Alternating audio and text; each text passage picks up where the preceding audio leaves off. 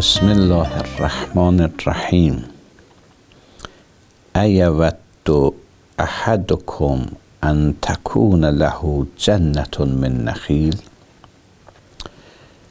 Bəqərə surəsinin 266-cı ayəsində Allah-u Teala bir məsəl vurur.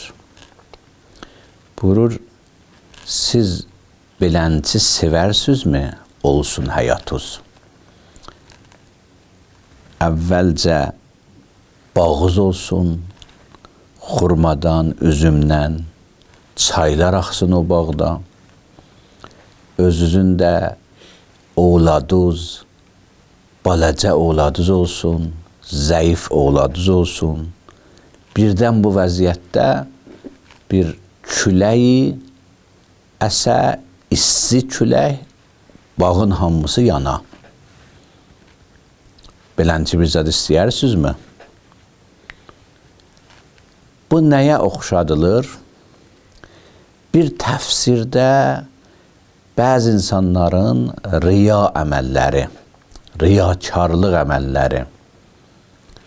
Məsələn, sədəqə verir riyakarlıqla, namaz qılır reklam olaraq, namaz və sədəqə və sair əməllər Allah üçün deyil. Bu riya oxşadılır, bu əməli yanmağa. Bir sıra təfsirlərdə ümumiyyətlə günah. Bəzən insan savab iş görər, salih iş görər, yaxşı iş görər, sonra günah eləyər, o günah gələr o əməlini, o bağını, o ağaclarını, o gözəl zəhmət ilə çəkdiyi bağları yandırar. İnsan aqibətinə fikirləşməlidir. Bəzən insan bir sıra günahlarla geçmiş abrısını tam aradan aparar. Bəzən insan yığdığı zəhmətlərini bir sıra xətalarla, bir sıra günahlarla, bir sıra hərəkətlərlə aradan aparar.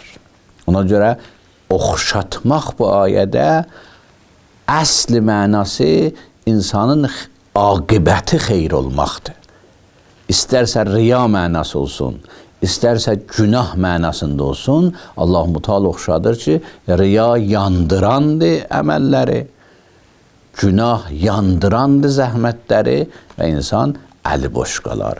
Esselamu aleykum və rəhmətullah və bərəkət.